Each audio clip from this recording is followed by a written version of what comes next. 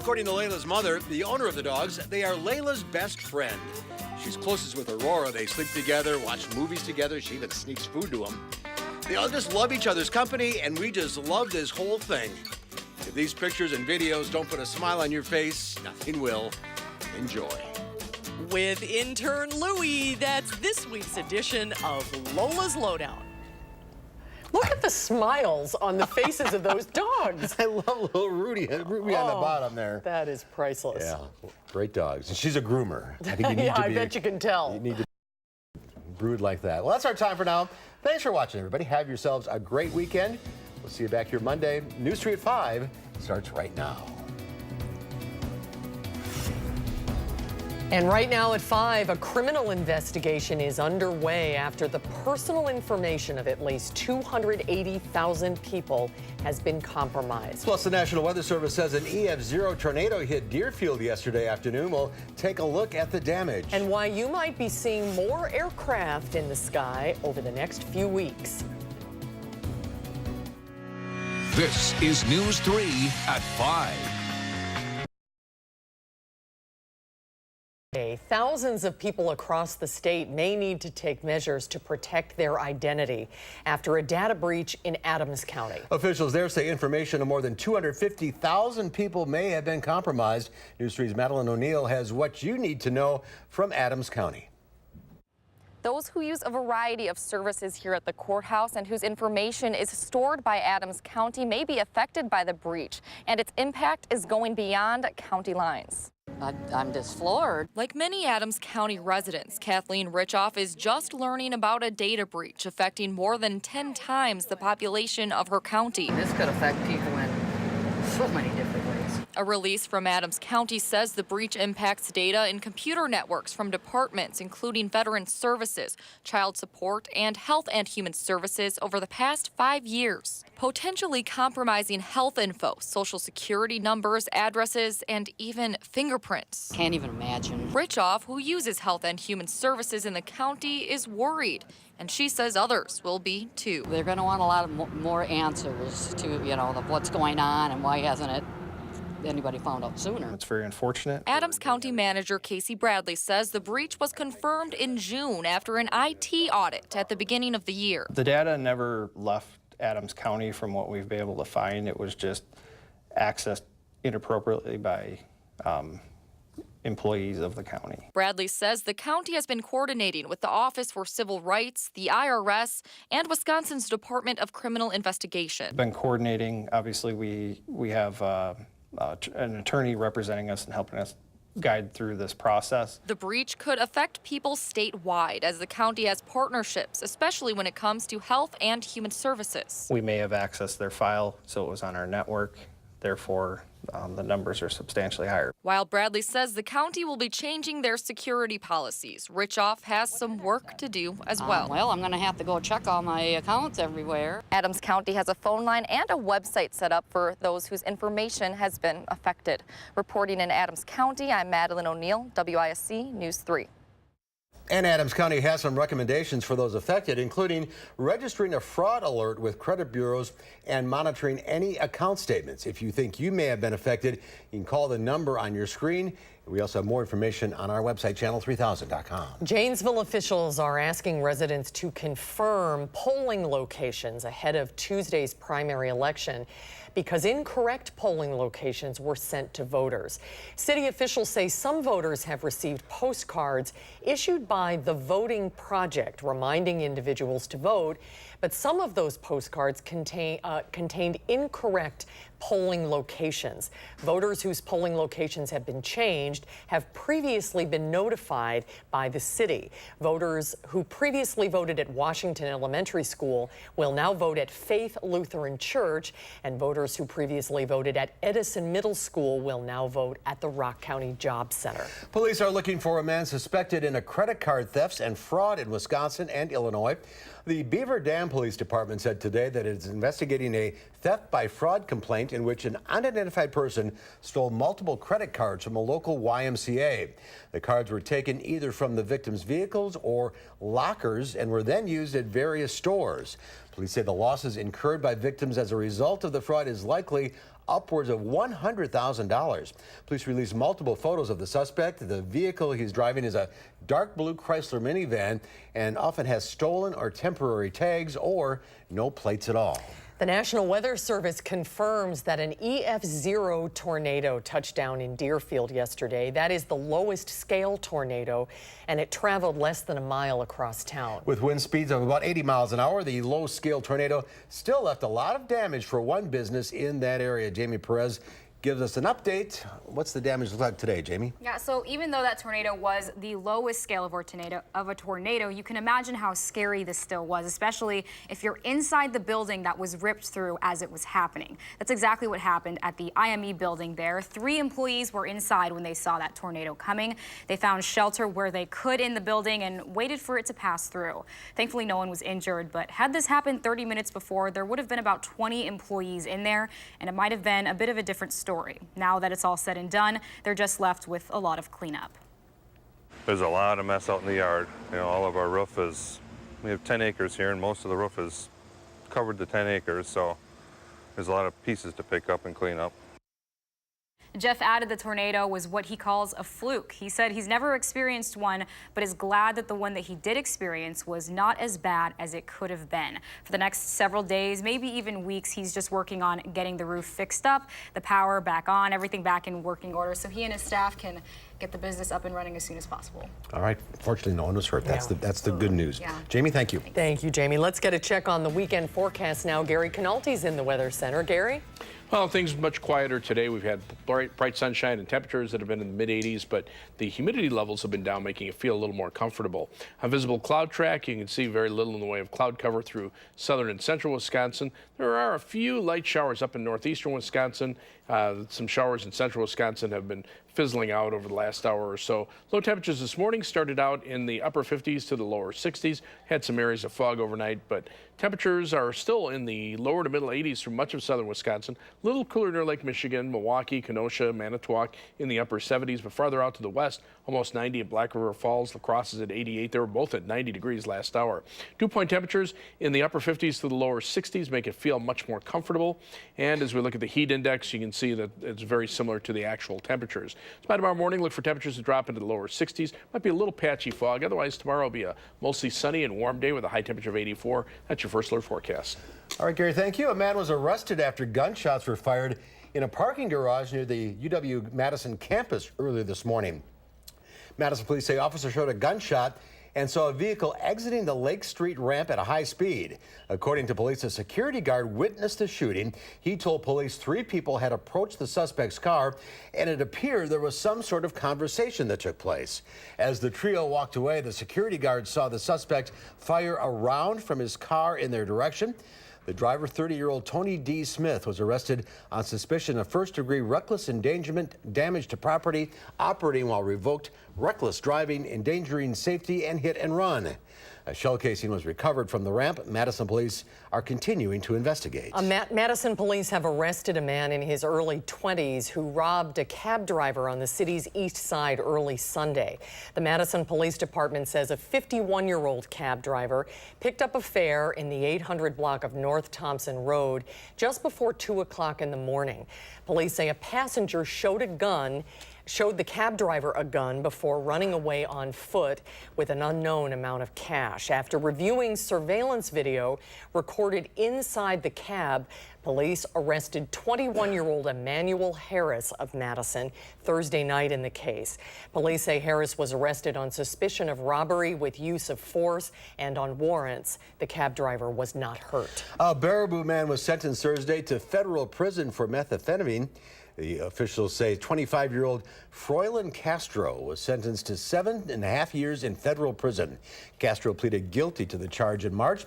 In 2017, U.S. Postal Service workers intercepted a United States mail package containing a pound of meth that was addressed to Castro's residence in Baraboo.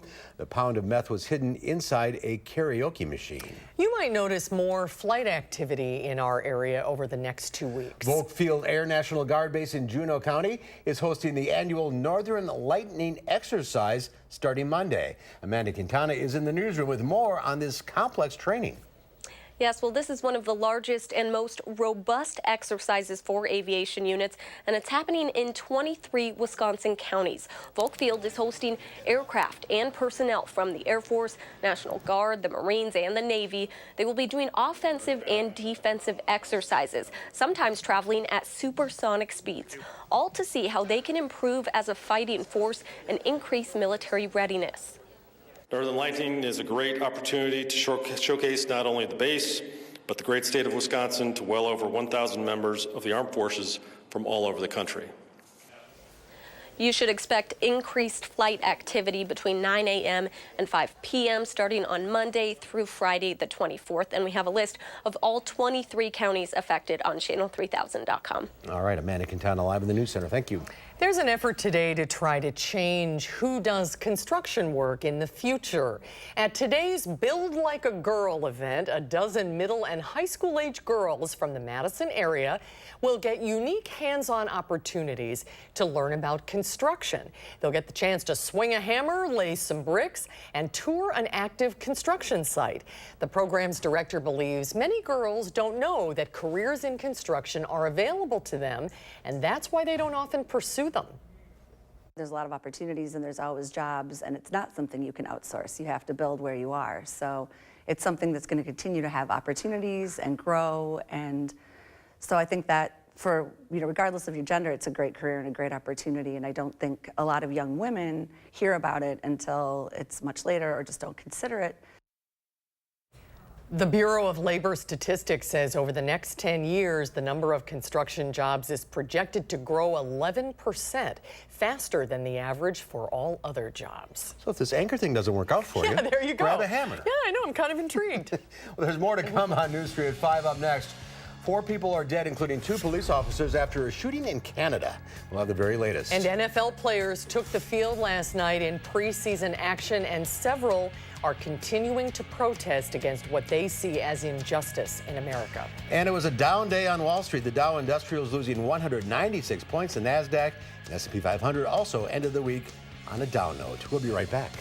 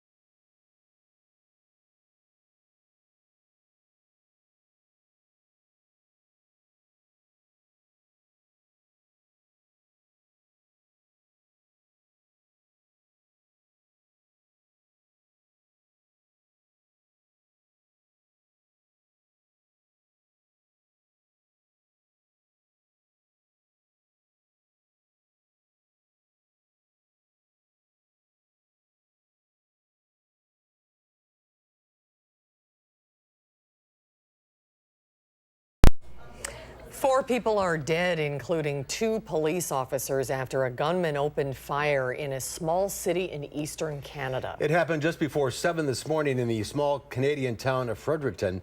2 of the dead are a male and female police officer who were first to arrive at the scene. They arrested a 48-year-old man who is being treated for serious injuries. A local hospital reported it was treating others for undisclosed injuries. The officers were responding to a shots fired call. Upon arrival, they observed some individuals, the 2 victims, the civilian victims, on the ground, and that's when they were shot. This is the second mass shooting in Canada in 3 weeks. The criminal trial for President Trump's former campaign manager, Paul Manafort, started off with a secret meeting between the judge and the lawyers for both sides at the front of the courtroom. After the meeting, the judge headed in the direction of the jury room and returned 45 minutes later, assuring the courtroom that everything was fine, but not revealing what happened. This afternoon, the prosecutors are calling at least 4 witnesses to the stand. The jury could still get the case by the end of next week. International outrage is growing over an airstrike in Yemen that hit a bus full of school children. At least 21 boys, most of them aged under 15, were among those killed, and 35 other boys were injured. The kids were returning from a summer camp when their driver stopped to grab a drink at a market. As they sat waiting, an airstrike hit their bus. A Saudi-led coalition, which the U.S. supports, carried out the bombing. The UN and the State Department are calling for an independent investigation. More than 20,000 people are being chased from their homes by historic wildfires in Southern California that intensified overnight, prompting evacuation orders. The so-called holy fire that officials say was deliberately set has spread across 10,000 acres and is only 5% contained. Forrest Clark, the man who allegedly started the fire, was living at the campground where the fire started and threatened to burn down the area before. I'm pissed. I'm outraged. I'm disgusted. I want people to understand that one man caused this devastation for no apparent reason. Forrest Clark is charged with arson. Bail was set today at $1 million. If he's found guilty, he could face life in prison. NFL players took the field for the first preseason game last night, kicking off another back and forth with President Trump, who opposes those who choose to demonstrate during the national anthem. Some NFL players took a knee and raised their fist in protest of what they see as injustice in America. But the demonstrations on the field drew a swift rebuke from President Trump. He tweeted, "The NFL players are at it again, taking a knee when they should be standing proudly for the national anthem." And he then added, numerous players from different teams wanted to show their outrage at something that most of them are unable to define. It's a peaceful protest. We're not harming anybody. We just want to let the world know and continue to know what's going on. But the president had an answer for that, too, saying find another way to protest, stand proudly for your national anthem, or be suspended without pay. The NFL says no players will be disciplined for the demonstrations, while the league continues to discuss the issue with the players' union. All systems are go as NASA prepares to launch a spacecraft that will travel closer to the sun than ever before. NASA hopes to go there with the Parker Solar Probe. To withstand 2,500-degree heat, scientists developed a 4-inch carbon shield to keep the interior near room temperature. Traveling at 430,000 miles per hour, the Parker Solar Probe will orbit the sun 24 times over the next 7 years. Launch time at Florida's Kennedy Space Center, if you want to set your alarm, is 3:33 tomorrow morning. That is just fascinating. Yeah, it really is. All right, let's head out to the weather patio. Gary Canalti. Sun's hot here as well. Not quite that hot. I don't want to hear anybody complain about temperatures in the mid-80s. That we don't have any solar shield here. No, but the temperatures will be on the warm side, but with the humidity levels down, it shouldn't feel too bad. we're not talking about excessive heat index values into the 90s, so we're looking pretty good there. As we look at visible cloud track, we've had bright sunshine through much of southern Wisconsin today, along with the slightly lower humidity. To the north, there's a little narrow band of a few showers that developed, and those are fizzling out as they drop southward.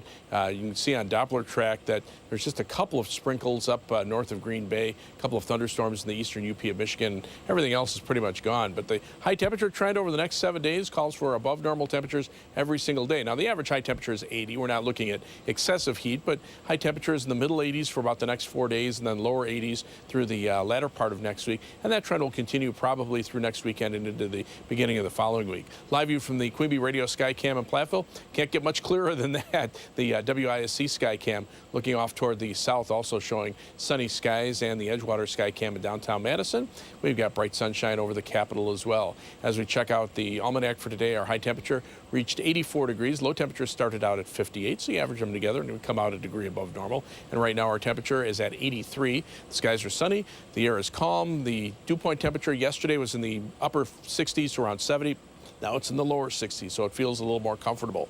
Because of the slightly less humid air, temperatures are able to drop into the upper 50s for much of northern Wisconsin. Even here in Madison, we dropped to 58. Elsewhere, temperatures generally in the low to mid 60s. But current temperatures are in the 80s through much of the state, close to 90 out west, 88 right now in La Crosse, 88 in the Twin Cities. Near Lake Michigan, you can see 70 degrees for the temperature in Escanaba, Michigan, and Milwaukee right now at 78 degrees. But as we look at weather track, things pretty quiet around here. The upper level winds become a little more northerly. The southwesterly flow of the jet stream, where there's a little more moisture, has shifted a little farther to the south. So that's keeping most of the shower and thunderstorm activity down from central Illinois southward down toward the Ohio River.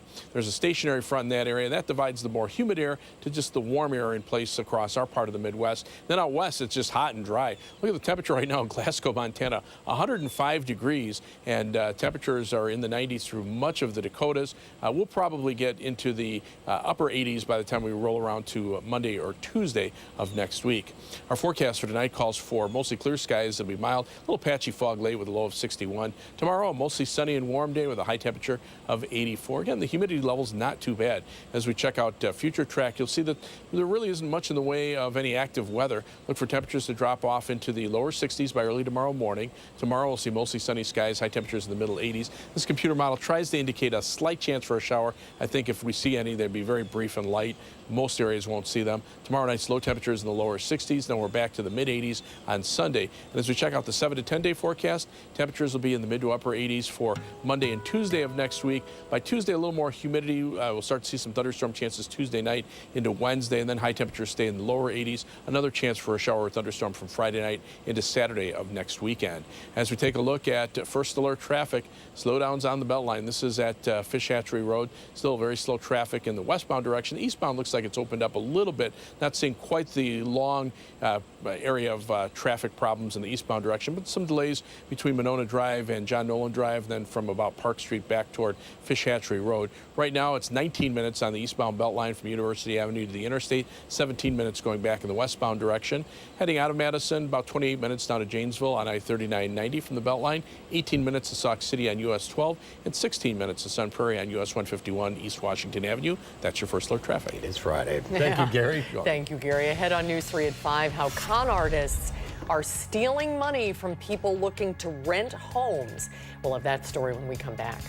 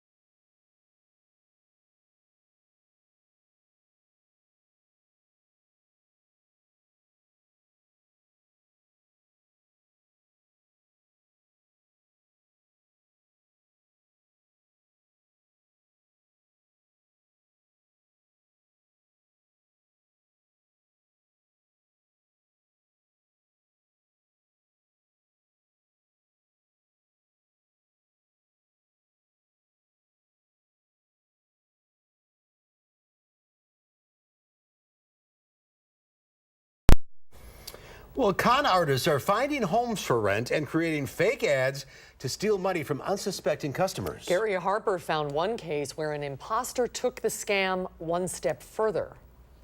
Apartments can get a little cramped, and no one knows that better than Jasmine and Michael Windall. When family comes over, I mean, there's hardly any place we can't have any birthday parties or get-togethers or Sunday dinners. Looking for more space, the couple searched Craigslist and found a home to rent. It was in a price range. It was where we wanted to be, not far from our jobs. The house has a lockbox put in place by a legitimate company hired by property management. It's an easy way for prospective renters to see the house without a leasing agent having to be present. But this so-called easy way of showing rental property by using a lockbox is causing a big problem, and this is why. All a scammer has to find out is if a rental property is actually using a lockbox, just like this, and if it is, it means big money.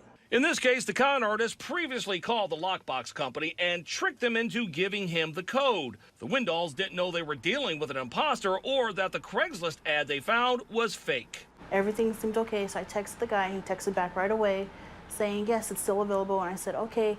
The Windalls got the code, looked at the house, and then wired $1,600 to the con artist, only later to realize it was a con. I think it's horrible. Like, why would you do this to somebody?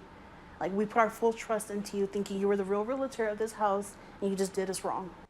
Now, if you're thinking of renting a home, there's a couple of red flags you need to be aware of. For instance, if the rent is well below market value, or you never seem to meet the person during the course of the rental transaction, or you're asked to wire money, you're most likely getting yourself involved in a scam. I'm Gary Harper, CBS News, Phoenix. Good advice. We'll have one final check of the weather when we come back.